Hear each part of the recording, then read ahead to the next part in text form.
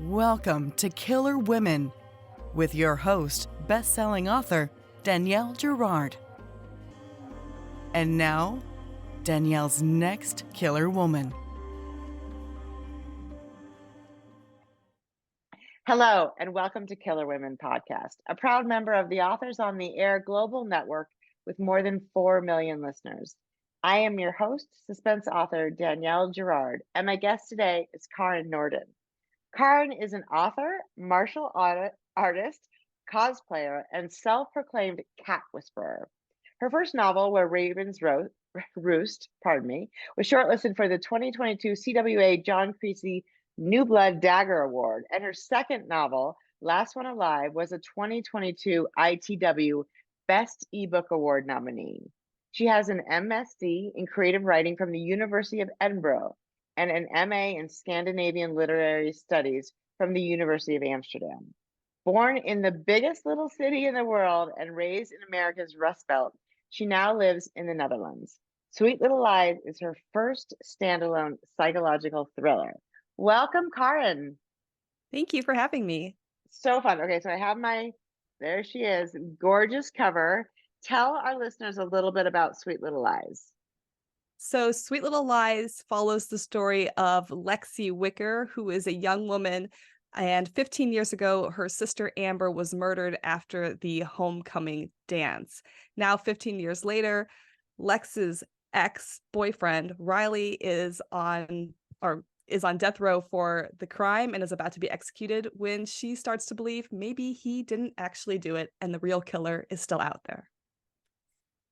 Such a fun read. It's one of those super fast, flip the pages, stay up too late. Do you remember, I always like to hear like the way authors come up with their story ideas. So do you remember sort of how this story started what the seed in your brain was?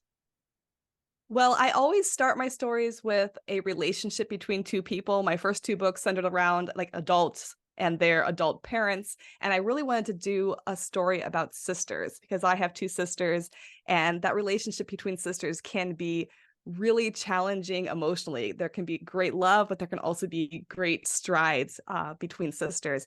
And so I knew that I wanted to start the story between sisters. And I just had this image in my head of a young woman kind of running through the woods.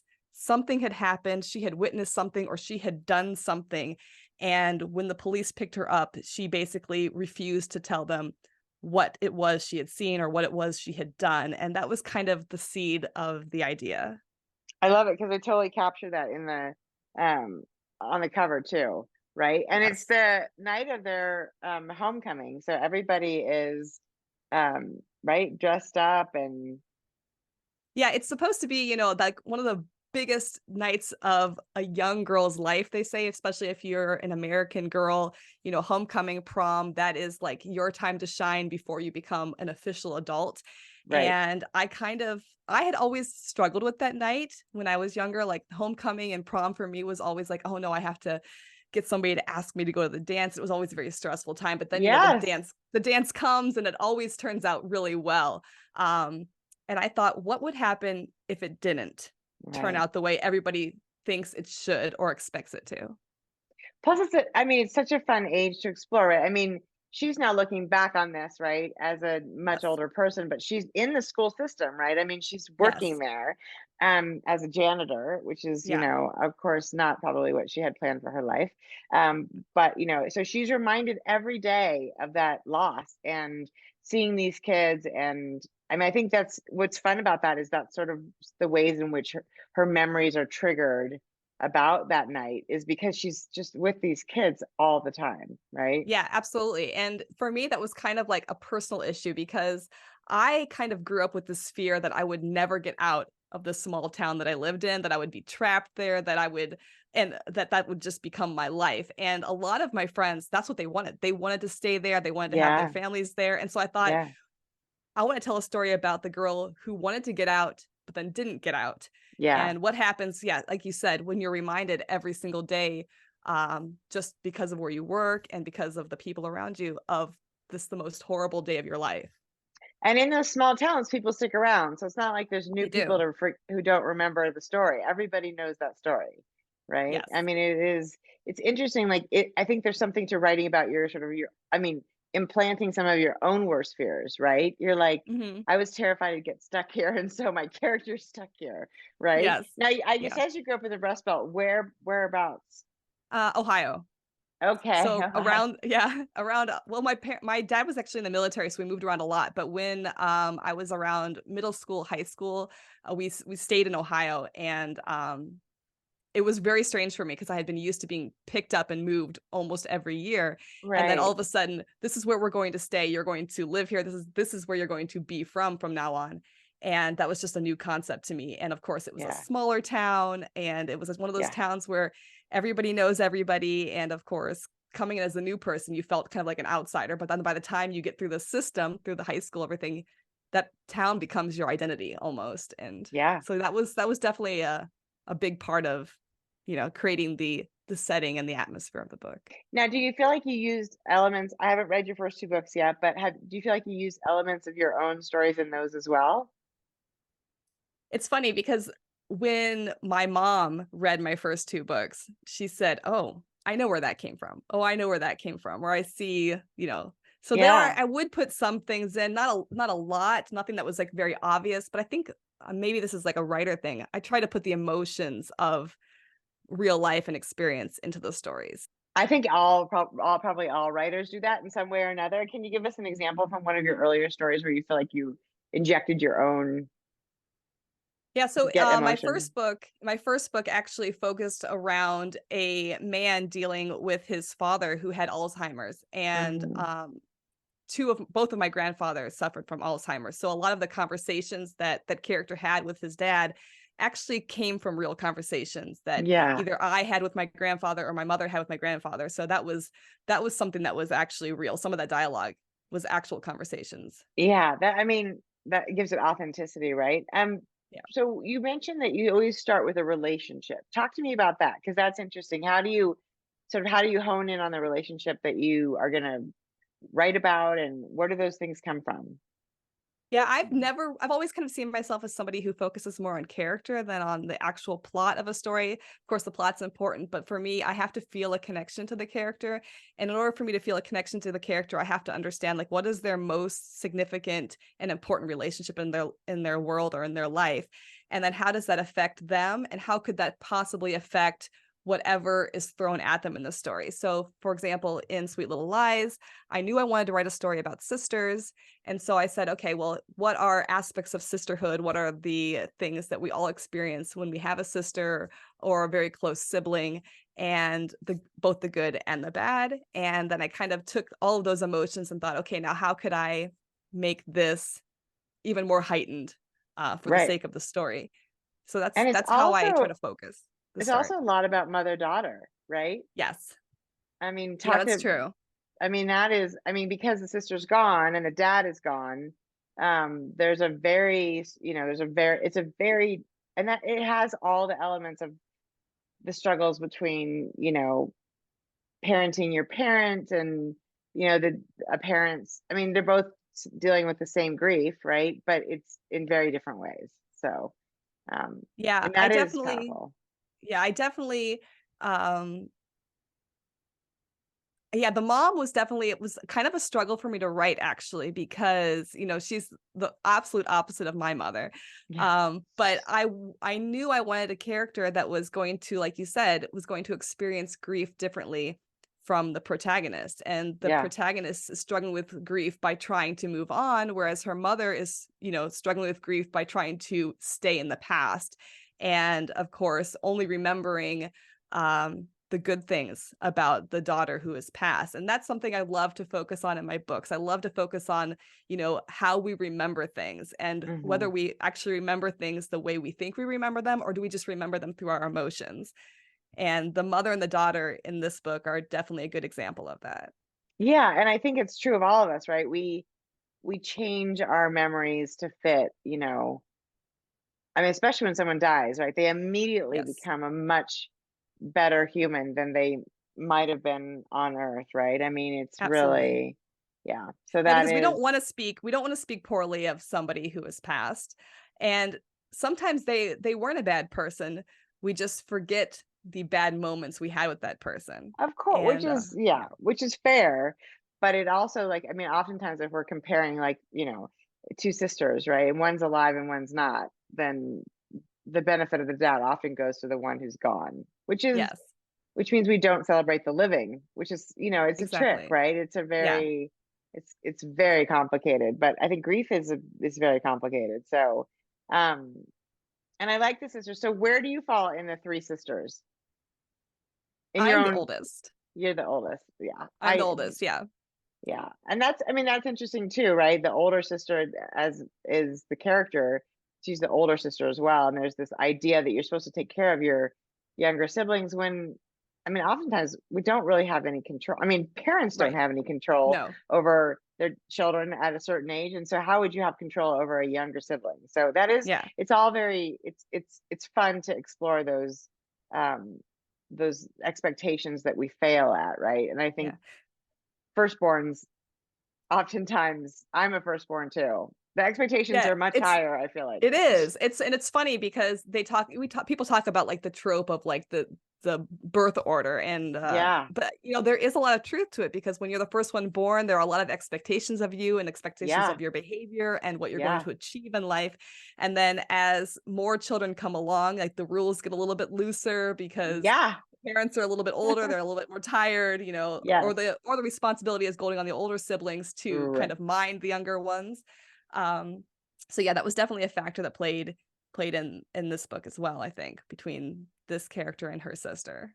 And it feels really authentic. I'm the oldest of four, and my baby brother's 17 years younger than I am. I mean, same Oh, parents, but weird family planning. But my, like, I was not allowed to pursue writing in college. In fact, we talked about this before we got online. We both started down the road of medical school. You got yes. further than I got. But my baby brother was a film major. Like, I was like, Oh, what? wow.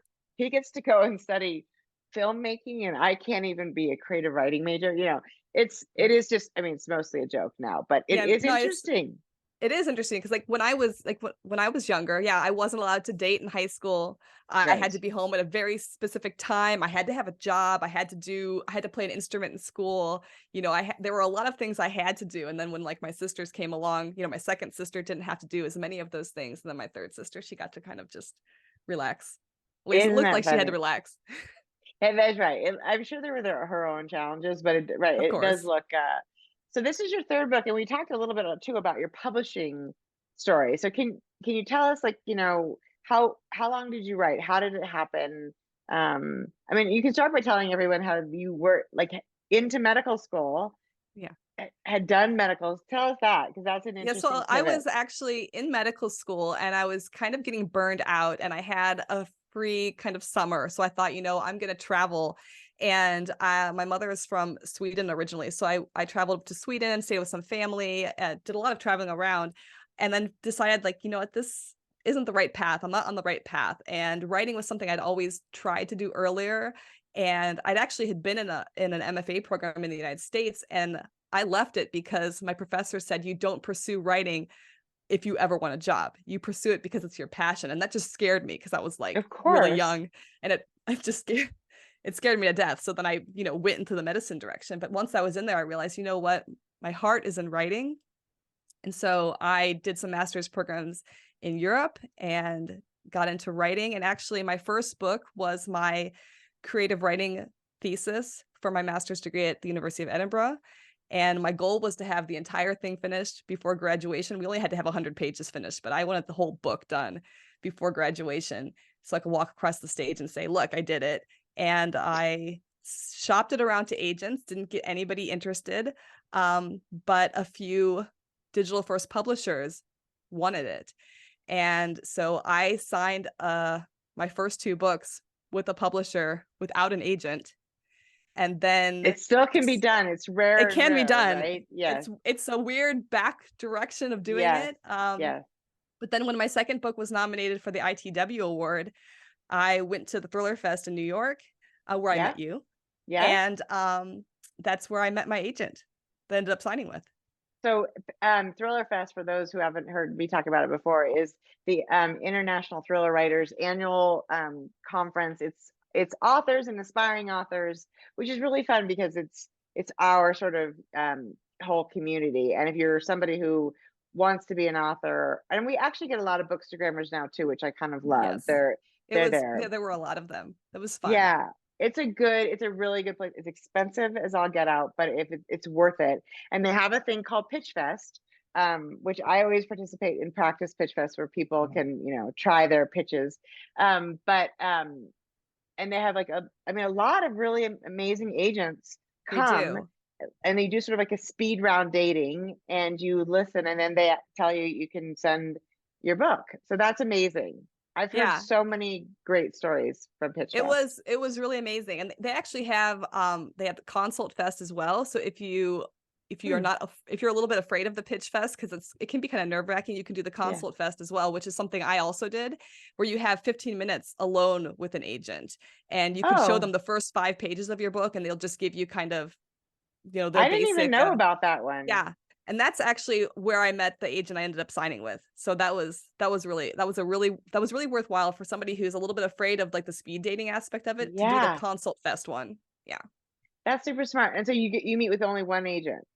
No, you can meet up to 4 of them, 15-minute sessions. You send them the first 5 pages and your query letter ahead of time. And it's not a pitch event. You're not allowed to pitch your book, but they've just read 5 pages of your writing sample. They've read your query. So if they are interested, they can offer to you. And they can ask you about the story, and you can talk about that.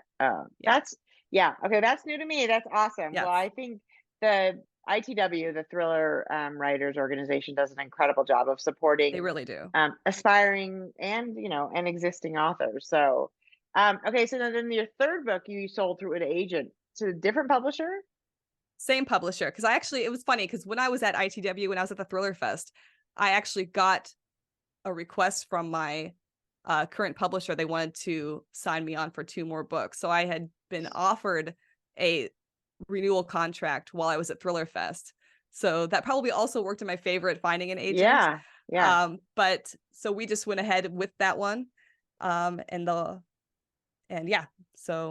this is book 3, and then you have 1 more coming from them. Yeah, and I actually just finished book 4 yesterday. So oh my gosh, that's the best feeling ever. Okay, so tell us, how do you, when you're writing, how, what's your sort of, we were talking about earlier, like finding the best time to write, which is a constant struggle, but you're writing full time now. So what's your process like? Do you plot? Do you all those things? Tell us about the book creation.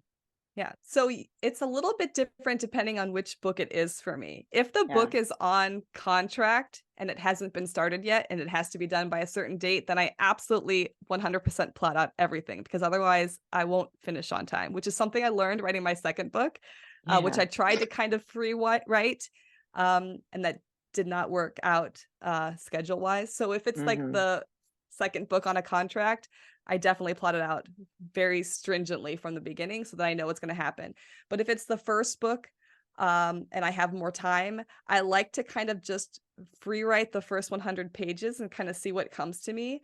Usually I have an idea of what I want to happen somewhere in the middle, and maybe an idea of what I want to happen at the end. So I have kind of a mental goalpost that I work towards, but I usually just try to kind of just experience the story, experience the character as it happens. And then after the 100 pages, I plot it, so I don't end up going in ridiculous directions. Okay, so there's something now, and since you can do either way, what feels different when you free write? It feels looser. It feels in my head, it feels more creative, but not that it necessarily is. It's just that it's more surprising because I haven't already planned out what's going to happen in the next chapter. That I don't actually know, is something surprising going to happen at the end of this that's going to switch the direction of the story. So that is the one thing I really like about the free writing aspect of it. It just can be very difficult to do on a time crunch. And for example, with my first contract, my second book had to be written and turned in within 6 months. But that was while I was editing my first book. So it kind of, and I'm not really good at doing 2 things at the same time. So I kind of had to write the book in 4 months, which for me was extremely challenging. And without a plot, it was almost impossible. So that's why you're like, I end no, up plotting thank it. you. So I'm curious, do you feel like at the end of having done it both ways that like you like a reader could tell which was done which way, or you get to the same place? It's just more fun to do it a certain way. I think I end up getting to the same place. I don't think a reader can really tell. Maybe the really experienced crime readers who read a lot of thrillers and just know the twists and turns that come with most stories. Maybe they can guess that some of it's plotted, but I feel like they don't read too plotted. I hope they don't read too plotted. Mm-mm. No, But I just meant more like, does it feel like that the story ends up being more creative, more twists and oh, turns because of that? I think I end up having more twists and turns when I plot because then I can Interesting. see, yeah, because I can Yeah. see ahead of time what I'm doing. And Yeah. when I free write, I kind of then you have to backtrack a lot. You have to backtrack and be like, oh, well, all of a sudden this happened. Well, then sometime in Yeah. the It beginning of the book, changes this has to happen. everything. Right. Yeah, Right. Yeah, which is exactly. It's interesting because I don't know many people who sort of do it two different ways. And I think a lot of authors start one way and then realize that that doesn't really work. And it's like yeah, you said, the sophomore book is what, we call the second book, it's sophomore hard. slump. It's a really hard book to write because the first book you took as long as you needed, right? I mean, it Exactly. was like, and then all of a sudden they're like, okay, you're on a 1 a year schedule, which means we need this book like yesterday. And you're like, it just Yeah, change. And people do it with full-time jobs. And, you might've been working at that full-time at that time too, but yeah, that with my makes it first like book. Yeah, all the more challenging, right? it It's does. so, And if you have a yeah. family or if you have other obligations, it just makes it even more difficult. The book I just finished yesterday, actually, I tried the Jennifer Hillier method. Tell me Do you about know how that. she No. writes? I spoke to her and she's fantastic. Her books are amazing, but she Yeah. writes She's them been on the out of show. I love order. her. And that She is writes her insane. she just writes whatever scene comes to her is what I understand. She writes whatever scene comes to her, and at the end she has this mismatch of scenes and then she has to put them in the right order. And I kind of ended up doing that for my fourth book, not intentionally. It was not planned, but it ended up turning out that way. And it was very difficult. I don't think I would do it again. Yeah. Um, but I mean, it is a way to do it. I've been known to like see a scene, especially if it's towards the end of the book and being like, I'm just going to write this scene because it's in my Yes. brain and I know I'm heading there. But like the middle, if I don't write it in order, I think I'd just get totally lost. Yeah. That sounds I did get a terrifying. little bit lost. So I had to I have a lot to go through and edit now that, Yeah. we Yeah. say it's done, it's never really done. It's not done until it's actually like on a store shelf somewhere. And And even then then, it's only done because we're not allowed to change it anymore in my exactly. mind. I mean, Yes. the more I learn, the more I'm like, ooh, I would rewrite every book I'd ever written, but thankfully they won't let me do that because it would drive me absolutely insane. So, okay, so tell us what is next. It sounds like, Karin, you've got can you tell us a little bit about book 4? So book 4, it's another psychological thriller. It's about a young woman whose husband disappeared in the middle of the night with her infant son Oh, 6 years ago, and she's been searching for them ever since. And what happens when she finally catches up to him? I hope she kills him. Just kidding. Well, no Sorry, sorry. spoilers. No No. spoilers, no spoilers. I'm just saying, like, if that were, Yeah, so yeah. the story is basically when she finally catches up to him, but she's not 100% sure if it is him. Interesting. So it's That kind sounds of super fun. a yeah. Do you have a title, a working title? My working title is The Man in Room 7 Ah, I love that. because it Well, takes place in a motel. I love it. I mean, I don't know about you, but most of the titles I have created for my books get changed. So it's always Yeah, fun mine too. to, My yeah, first one stayed the same, but my second two were changed. yeah. I think we're not the marketers, so we have to just No. like go with them. So super fun. So you live now in Amsterdam, not in Amsterdam, but in Netherlands. Yes, I live in the Netherlands. But you come to Thriller Fest and stuff. Are you planning to come this year? I am hoping to come this year. Yes, that is my plan. I couldn't go last year because I replaced my roof, which was more costly than I anticipated. But this year I'm Understand. definitely hoping to be there for 2024. I love it. Okay, well, Karin, tell our listeners where to find you. I know you're active on Instagram. What are your handles, website, Yeah. all that good stuff? So my website is karinnordin.com, and I am on Instagram at Karin Nordin author, the same at Twitter and, now X, I guess. And I'm also on TikTok at Karin Nordin author. I Almost love it. everywhere, I think. I love watching the TikTok stuff. That is like so beyond my skill set. Okay, and tell us now, this book is available in the US as an ebook, right? And when so is it gonna, when will it be so paperback? Sweet Little Lies, the ebook and the audiobook are out now. Yeah. The UK paperback comes out on November 23rd, which technically you can get in the United States. You just have to order it from amazon.co.uk and pay a little bit of an extra shipping fee. But there will be a special US edition. Unfortunately, it won't come out until next fall. Oh, wow. So we need to read this as an ebook right now, or as an audiobook, or listen to it as an audiobook, which and the I audiobook love. the audiobook is fantastic. I have to say, I just was blown away by the narrator on this one. She did a fantastic job. I love that. And a good narrator makes makes such a difference. I love that the byline here, it says teenage girls can do some pretty awful things, which we know for 100% to be true, because we've been teenage girls. We have been. I have raised a teenage girl. It's the truth.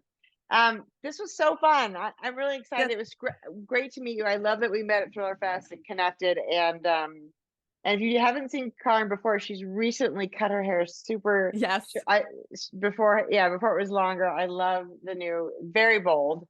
I know. I was a little bit afraid, but I thought, you know what? I've had the same hair for 21 years. It's time to be a little bit exciting. Let's just see if it works out. Yeah, it always grows back, right? Exactly. That's the thing about hair, right? Yeah, it's not forever. So, thank you so much for joining us today. Yes, well, thank you so much for having me. This has been a blast. Absolutely. And look for Karin's books. It sounds like there's 3 out there. I'm going to get my hot hands on the other 2. And this has been Killer Women with Karin Nordin, and we will see you next time. Bye.